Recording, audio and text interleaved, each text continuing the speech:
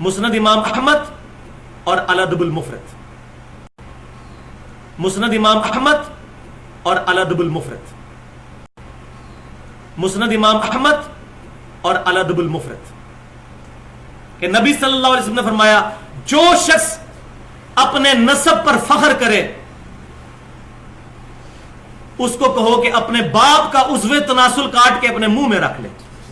اور یہ بات کنائے سے نہ کرنا، ڈائریکٹ بات کرنا کہ اپنے باپ کی شرمگاہ کاٹ کے اپنی زبان پہ رکھ لو اگر تم اپنے جاہلیت والے نسب پہ فخر کرتے ہو. استغفر اللہ تو بولی حضور ایسی زبان سے بات نکال سکتے ہیں؟ تو مانے بے ایمان ہو جائے اس حدیث کو مان کے. حالانکہ یہ بات یاد رکھے کہ امام حسن بصری رحمۃ اللہ علیہ کی ان والی روایات کو محدثین نے صحیح قرار دیا ہے. اب رہی بات یہ اس روایت کی کہ اس روایت میں گستاخانہ الفاظ موجود ہیں نبی علیہ الصلوۃ والسلام کی طرف، اور حوالہ کیا دیتے ہیں؟ حوالہ دیا جاتا ہے مشکات کا. اب مشکات کا حوالہ دے کے 3-4 نام ساتھ گن دیے جاتے ہیں، جبکہ ان 3-4 کتابوں میں جو مشکات میں لفظ ہیں وہ ان کتابوں میں لفظ موجود ہے نہیں ہے. اب وہ کیا ہے لفظ اور ان کتابوں میں فرق کیا ہے؟ مشکات میں الادب المفرد میں، مسند امام احمد بن حنبل میں، صحیح ابن حبان میں، ان کتابوں میں یہ روایت موجود ہے.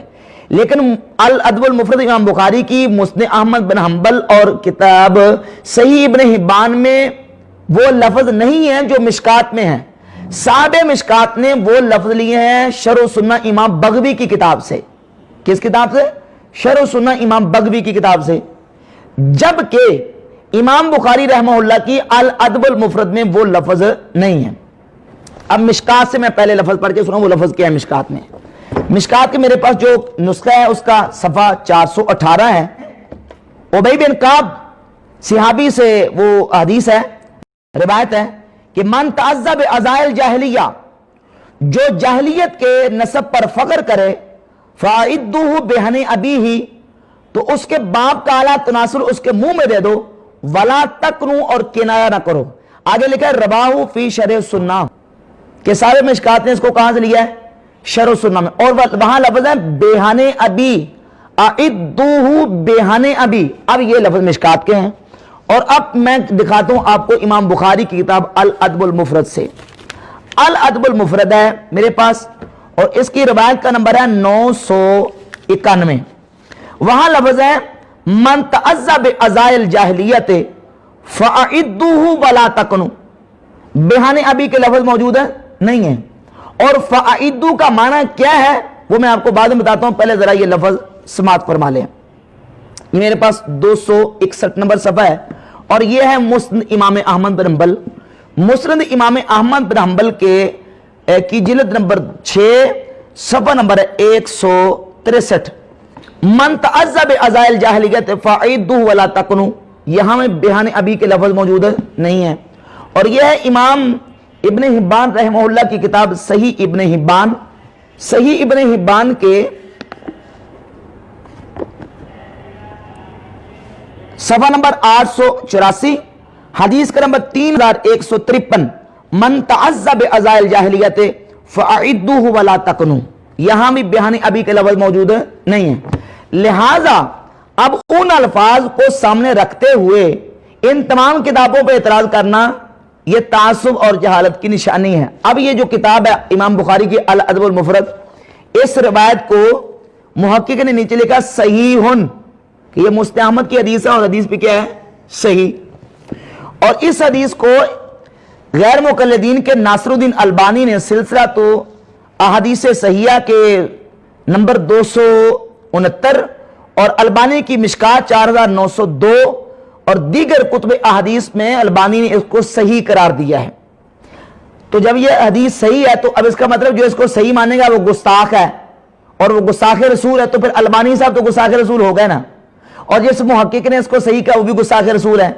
اور جنہوں نے اس گستاخانہ حدیث کو اپنی کتابوں میں ذکر کیا ہے اور اس کی تردید نہیں کی، ظاہر ہے کہ جب یہ گستاخانہ ہے تو لازمی قرآن کے خلاف ہے اور وہ موضوع اور من گڑت روایت ہے.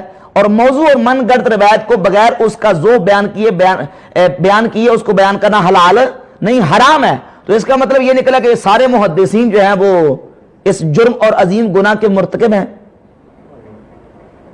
حالانکہ حقیقت ایسی نہیں ہے. بلکہ اس حدیث کا جو صحیح معنی ہے وہ یہ ہے کہ جو بندہ اپنی جاہلیت کے نسب پر فخر کرتا ہے فَعِدُّهُ وَلَا تَقْرُوا، اس کو اس کے آباء و اجداد کے ان گناہوں پہ آر دلاؤ. کیا دلاؤ؟ آر دلاؤ، شرم دلاؤ اور کنایا مت کرو. مطلب یہ ہے کہ اس کو کہو کہ تم اپنے ان آباء و اجداد کے نسب پہ فخر کرتا ہے جو زنا کرتے رہے، جو بتوں کی عبادت کرتے رہے، جو فلاں فلاں قسم کے جرم اور گناہ کرتے رہے، ان پہ تو فخر کرتا ہے. یہ مطلب ہے حدیث کا. اس کا مطلب یہ ہرگز نہیں ہے. اور یہاں تک بھی اگر تسلی نہیں ہوئی تو پھر میں ایک اور مثال پیش کروں گا. اگر اپنے ہی اس طریقے کے مطابق حدیثوں کو گستاخی رسول ثابت کرنا ہے تو پھر یہ دیکھیں ذرا صحیح بخاری. یہ صحیح بخاری اور یہ روایت جو پڑھنے لگا بخاری میں موجود ہے اور مسلم شریف میں بھی موجود ہے. اللہم فَأَيُّمَا مُؤْمِنٍ سَبَّبْتُهُ فَجْعَلْ ذَلِكَ لَهُ قُرْبَةً إِلَيْكَ يَوْمَ الْقِيَامَةِ. اب حدیث کا ترجمہ سن لیں ذرا کہ یا اللہ جس مومن مسلمان کو میں گالیاں دوں، جس مومن کو میں گالی دوں، یہ گالیاں اس مومن کے لیے قیامت والے دن ثواب اور قربت کا ذریعہ بنا دے. آپ اپنی ایمان سے بتائیں کہ کیا نبی کریم صلی اللہ علیہ وسلم اپنے امتی کو گالیاں دے سکتے ہیں؟ حضور تو رحمت للعالمین ہے، رؤوف الرحیم ہے. جو کافروں کو گالیاں نہ دیں وہ مومن کو گالیاں دے سکتے ہیں؟ تو اب یہ ترجمہ کر کے کوئی منکر حدیث کہے کہ بخاری میں تو یہ لکھا کہ حضور اپنے امتیوں کو اور اپنے مومن مسلمانوں کو گالیاں دیتے تھے لہذا حدیث معتبر نہیں ہے، تو یہ جو نیا فرقہ، جو نئے لوگ ہیں اس طرح کے گمراہ قسم کے عقائد پھیلا رہے ہیں، وہ ان کو کیا جواب دیں گے؟ جواب یہ دیا جائے گا کہ بھئی اس کا مطلب یہاں یہ نہیں ہے کہ نعوذ باللہ حضور جو ہے مومنوں کو گالیاں دیتے تھے، بلکہ سبا یا سبو کا جو معنی ہے وہ مختلف جگہ پہ مختلف آتا ہے. سبا یا سبو کا معنی گالی دینا بھی ہوتا ہے، کسی پہ تنقید کرنا بھی ہوتا ہے، کسی کو جھڑکنا، ڈانٹ ڈپٹ کرنا، تنقید کرنا، کسی پہ اعتراض کرنا. سبا یا سبو یہ سارے معانی میں استعمال ہوتا ہے. اور یہاں صحیح بخاری کی حدیث نمبر 6361 کا معنی بالکل مفہوم واضح ہوگا، قرآن کے خلاف نہیں ہے کہ جس مومن مسلمان کو میں جھڑکی دے دوں اور جس کو میں ڈانٹ دوں تو یہ ڈانٹ اور جھڑکی اس مومن کے لیے یا اللہ قیامت والے دن رحمت کا اور قربت کا ثواب کا ذریعہ بنا دے. لہذا نبی کریم علیہ السلام خلق عظیم کے منصب پہ فائز ہیں. حضور کبھی گالیاں نہیں دیتے، ورنہ گالی دینا تو سنت انبیاء بن جائے. حالانکہ حضور نے کسی کو گالی نہیں دیتے اور حضور تو خلق عظیم کے منصب پہ فائز ہیں.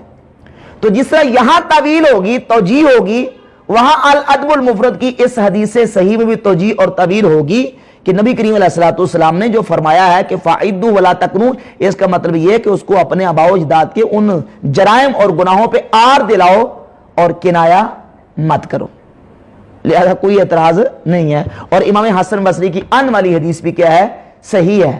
اگر اس طرح کے جو اعتراضات کر کے حدیث کو ریجیکٹ کرنا ہے تو پھر یہ بڑا خطرناک سلسلہ ہو جائے گا، اور یہ سلسلہ صرف ان احادیث تک نہیں ٹھہرے گا بلکہ بخاری مسلم تک جائے گا. اور لوگ لے کے گئے ہیں اپنی الٹی عقل کے مطابق. اب کیا بخاری مسلم پہ اعتراضات نہیں کیے گئے؟